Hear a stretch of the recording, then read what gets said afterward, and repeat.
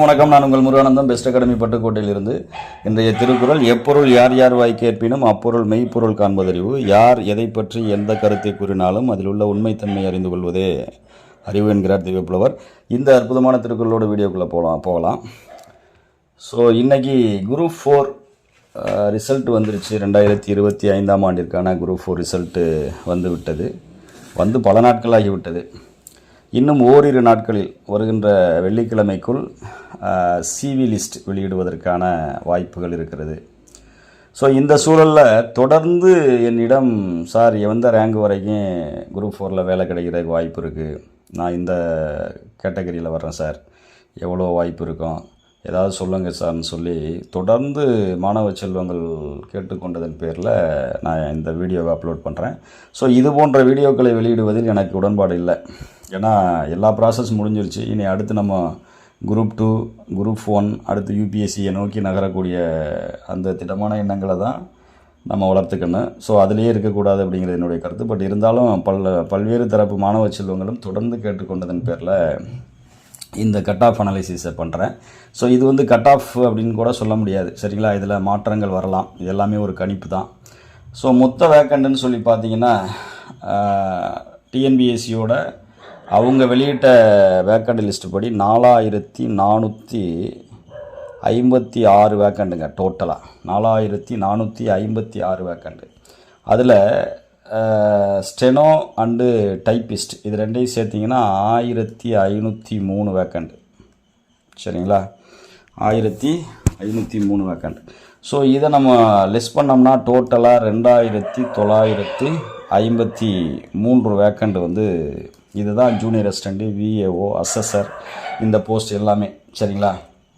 அப்போது இந்த போஸ்ட்டுக்கு தான் நான் இப்போது உங்களுக்கு எந்த ரேங்க் வரைக்கும் வேலை கிடைக்கும் அப்படின்னு சொல்லிட்டு நான் அனலைஸ் பண்ண போகிறேன், சரிங்களா?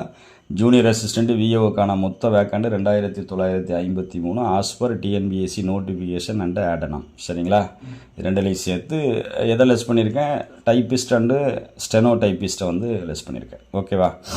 சரி, இப்போ முதல்ல நாம் என்ன வேலை அப்படிங்கிறது அரசு பணிங்கிறது நம்ம சார்ந்த அந்த கோட்டாவை பேஸ் பண்ணி தான், ரிசர்வேஷனை பேஸ் பண்ணி தான் வேலை கொடுப்பாங்க. இதில் நமக்கு 2 ரேங்க் போட்டிருப்பாங்க. நிறைய ரேங்க் இருக்குது. அதில் மெயினான ரேங்க் 1 ஓவரால் ரேங்க், சரிங்களா? அடுத்தது 2 கம்யூனல் ரேங்க். ஓவரால் ரேங்க் என்பதுக்கும் கம்யூனல் ரேங்க் என்பதற்கும் உள்ள அந்த வித்தியாசங்கள் ஒரு தெளிவான புரிதல் வேணும் உங்களுக்கு. ஓவரால் ரேங்க் என்பது மொத்தமாக எழுதிய மாணவர்களில் நம்ம எத்தனாவது இடம் என்பதை காட்டக்கூடிய ரேங்க், சரிங்களா? Overall rank. கம்யூனல் ரேங்குங்கிறது மொத்தமாக கன்சர்ன் கம்யூனிட்டியில், உதாரணத்துக்கு இப்போ எனக்கு கம்யூனல் ரேங்க் 1500 அப்படின்னு வந்திருக்குன்னா, நான் சார்ந்த கம்யூனிட்டியில் மொத்தமாக தேர்வு எழுதியவர்களில் நான் 1500வது ரேங்க் எடுத்திருக்கேன் அப்படி சொல்லி பொருள். அப்போ ஓவரால் ரேங்க் எதற்கு சார் உதவும் அப்படின்னா, எவ்வளவு சீக்கிரம் நம்மளை கவுன்சிலிங் கூப்பிடுவாங்க அப்படிங்கிற டீட்டெயில்ஸை தெரிந்து கொள்வதற்கு தான் நமக்கு அந்த ஓவரால் ரேங்க் உதவும், சரிங்களா? கம்யூனல் ரேங்க் தான் நம்மளுடைய வேலையை ஃபிக்ஸ் பண்ணுறது. கம்யூனல் ரேங்க் தான், ஏன்னா ரிசர்வேஷன் தான் நமக்கு வேலையை கொடுக்குது. ஸோ கம்யூனல் ரேங்க் பொசிஷன் முழுமையாக நம்ம அதை பற்றியான ஒரு மிகச்சிறந்த அறிவு இருந்தது அப்படின்னா, தெளிவாக எவ்வளோ வேக்கண்ட் இருக்குது, சரிங்களா, நம்ம என்ன கம்யூனல் பொசிஷனில் இருக்கிறோம், சரிங்களா, அதை வச்சு நம்ம ரொம்ப பர்ஃபெக்டாக கண்டுபிடிச்சிடலாம். இதில் இன்னொரு விஷயம் என்ன அப்படின்னா, ஓவரால் ரேங்க் 10,000 எபோ கூட இருக்கும்.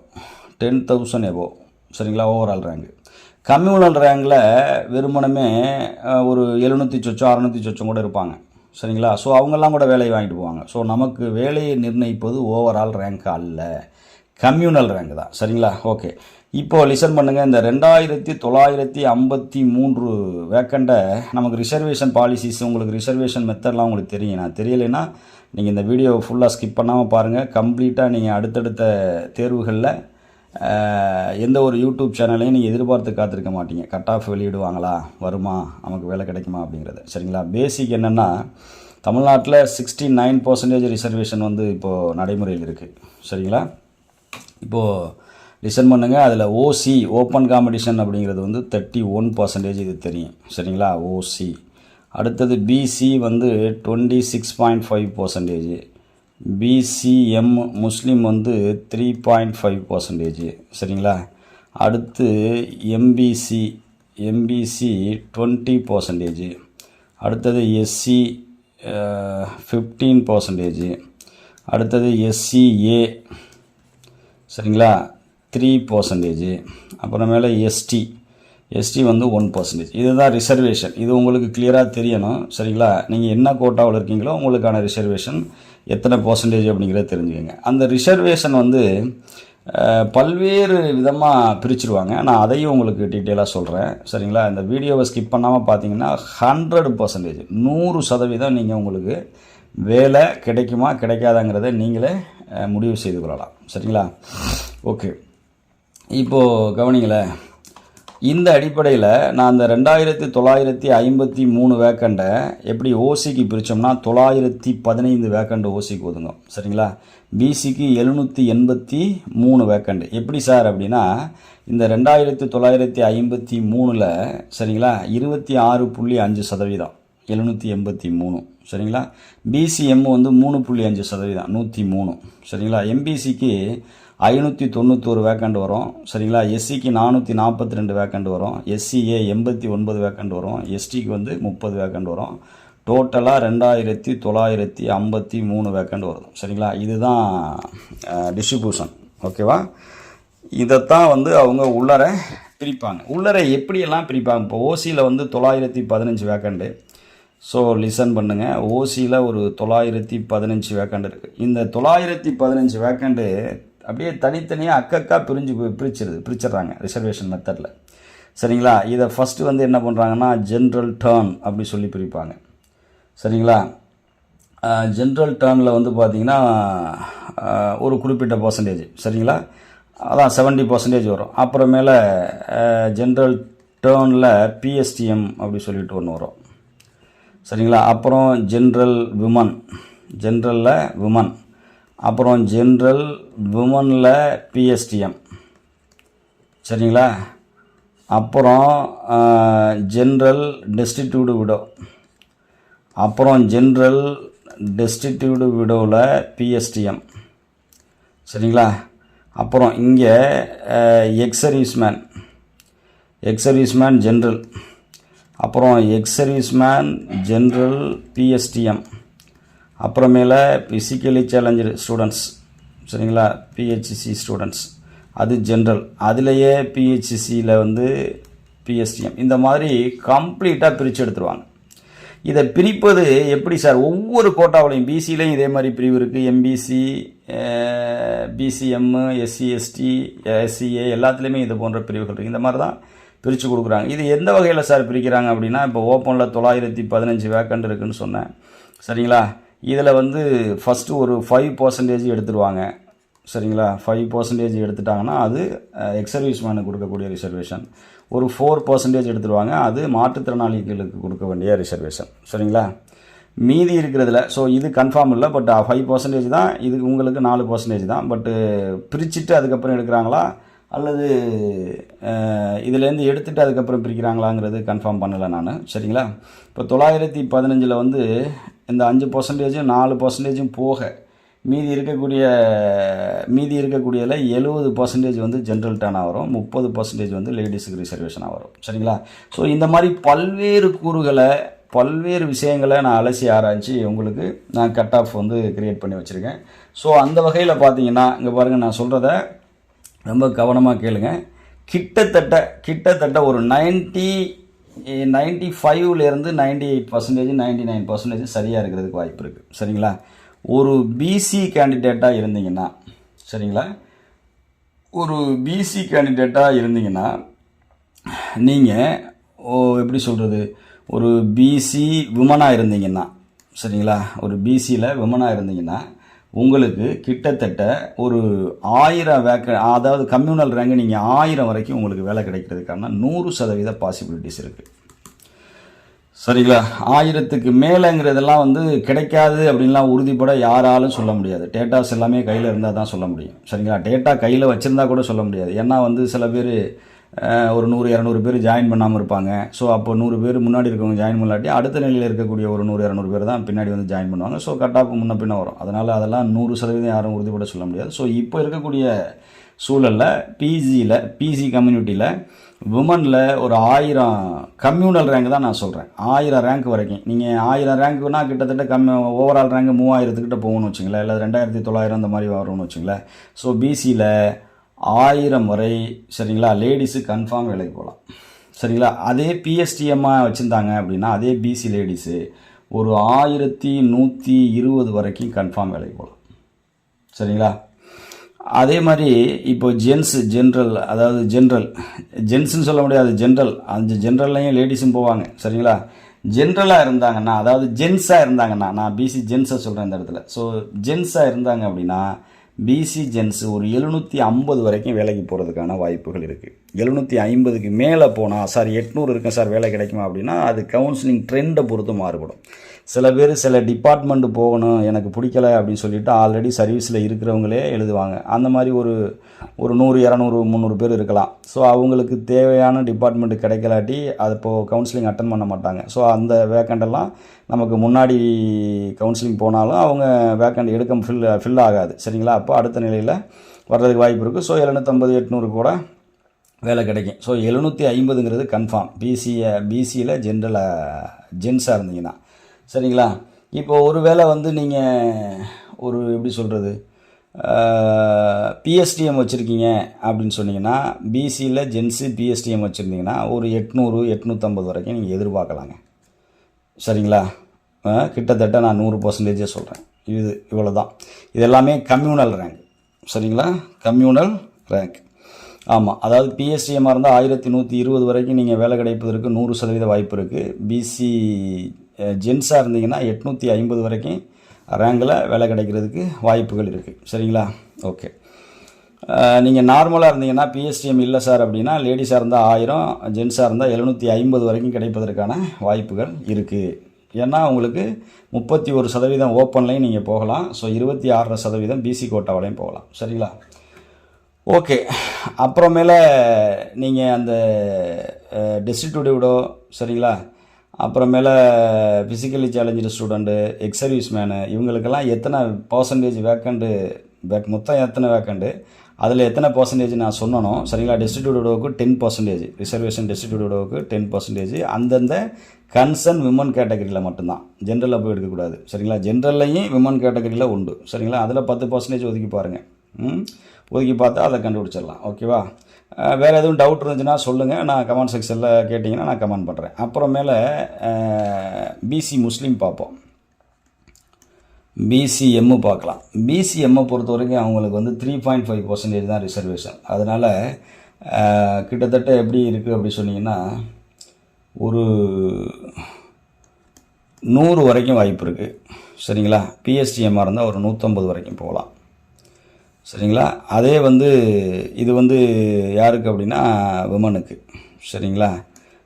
ஜென்ஸுக்கு அப்படி சொல்லி பார்த்தோம்னா பிசிஎம்மில் ஜென்ஸை பொறுத்த வரைக்கும் ஒரு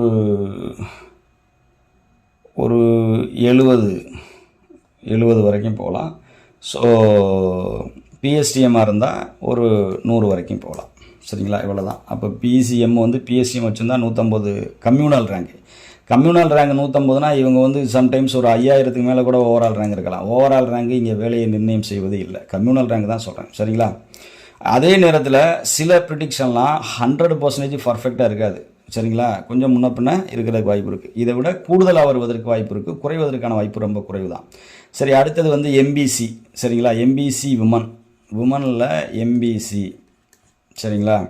எம்பிசி விமனை பொறுத்த வரைக்கும் பார்த்தீங்கன்னா 20% ரிசர்வேஷன் சரிங்களா. அதில் ஒரு 900 ரேங்க் வரைக்கும் நீங்கள் லேடிஸாக இருந்தால் எதிர்பார்க்கலாங்க.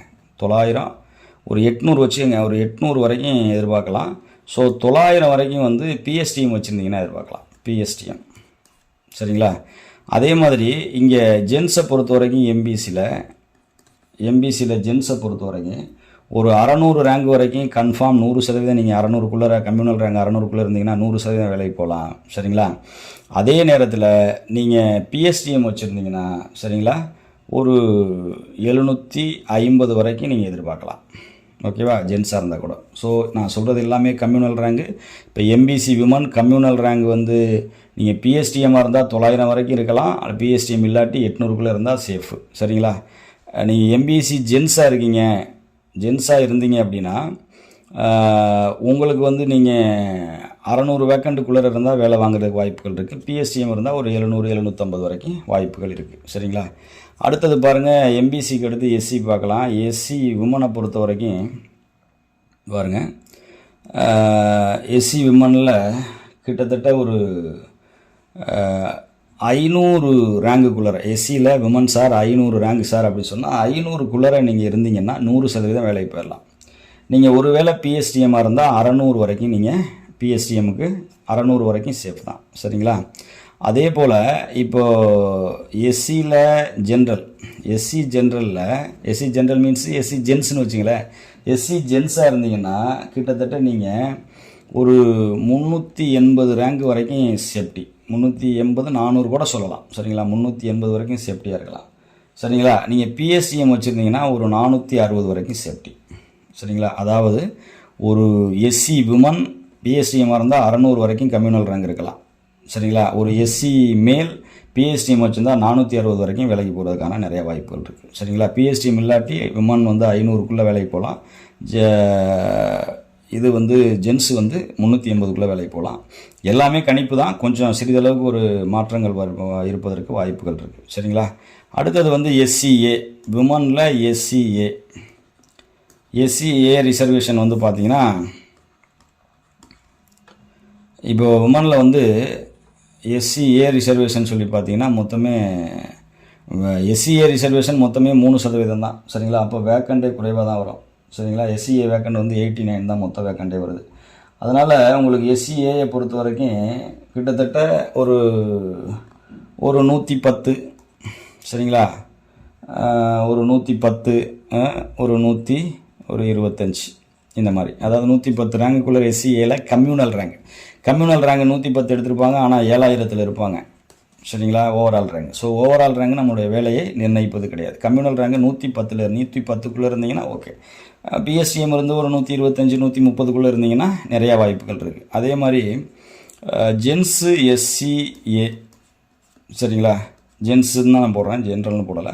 ஸோ அவங்களுக்கு வந்து நீங்கள் பார்த்தீங்க அப்படின்னா ஒரு 70க்குள்ளே இருக்கணும். பிஎஸ்டிஎம்மாக இருந்தால் ஒரு 80க்குள்ளே எடுத்து வச்சுருக்கணும். அப்போ தான் வேலைக்கு போகலாம். ஏன்னா வேக்கண்ட் மொத்தமாகவே 89 வேக்கண்ட் 90 வேக்கண்ட் தான் இருக்குது. சரிங்களா, இன்னும் வேக்கண்ட் ரைஸ் பண்ணால் என்ன பண்ணுவாங்கன்னா ஃபாரஸ்ட் கார்டு தான் போடுவாங்க, வேறு ஒன்றும் ரைஸ் பண்ண மாட்டாங்க. ஓகே, சரி. அடுத்தது வந்து ரைஸ் பண்ணால் நல்லது, அதிகரித்தால் நல்லது, அதை தான் எல்லோரும் எதிர்பார்க்குறோம். ஓகே, அப்புறம் அடுத்து வந்து எஸ்டியை பொறுத்த வரைக்கும் இப்போது எஸ்டியில் விமனை பொறுத்து எஸ்டிக்கு 1% தான், 1% 30 வேக்கண்ட் தான் வருது. சரிங்களா, அப்போது ஒரு எஸ்டியில் ஒரு 70க்குள்ளே விமன் ரேங்கில் இருந்தாங்கன்னா வேலைக்கு போகலாம். பிஎஸ்டிஎம்மாக இருந்தால் 80 வரைக்கும் வேலைக்கு போகலாம். அதே எஸ்டியில் ஜென்ஸாக இருந்தாங்கன்னா அவங்க வந்து ஒரு 40 வரைக்கும் வேலைக்கு போகலாம். பிஎஸ்டிஎம் ஒரு 50 வரைக்கும் வேலைக்கு போகலாம். இதெல்லாம் கம்யூனல் ரேங்க். ஸோ இந்த ரேங்க்கை நீங்கள் அனலைஸ் பண்ணுங்கள். ஃபஸ்ட்டு இந்த ரேங்க்கு எப்படி ப்ரிடிக்ட் பண்ணுறோம் அப்படிங்கிறத நீங்கள் தெரிஞ்சுக்கங்க.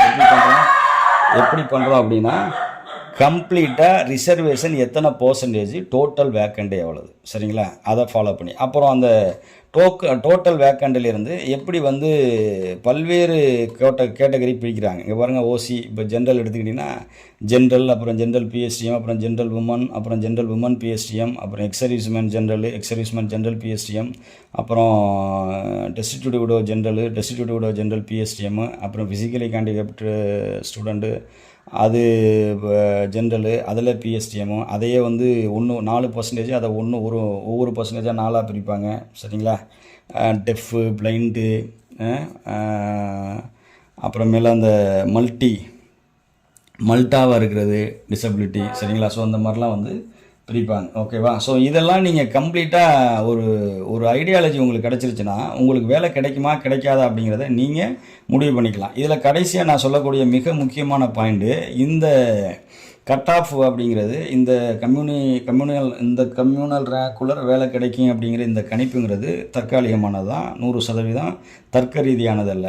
கிட்டத்தட்ட கணிப்பு தான். சரிங்களா? இப்படி தான் வரணும் அப்படின்னு. இதிலேருந்து ஒரு 5லேருந்து 10% வந்து மாற்றங்கள் வருவதற்கும் வாய்ப்பு இருக்குது. சரிங்களா? எனிவே நீங்கள் group 2 officer, group 1 officer, UPSC போன்ற தேர்வுகளை எழுதி பெரிய ஆஃபீஸராக வரணும் தான் நான் ஆசைப்பட்றேன். குரூப் 4 போன்ற குறுகிய தேர்வுகளுக்குள் உங்களுடைய திறமையை அடைத்து விடாதீர்கள் என்பது என்னுடைய தாழ்மையான கருத்து. வீடியோ பிடிச்சிருந்தா லைக் பண்ணுங்கள், ஷேர் பண்ணுங்கள், கமெண்ட் பண்ணுங்கள், சப்ஸ்கிரைப் பண்ண மறந்துடாதீங்க. Thanks to all.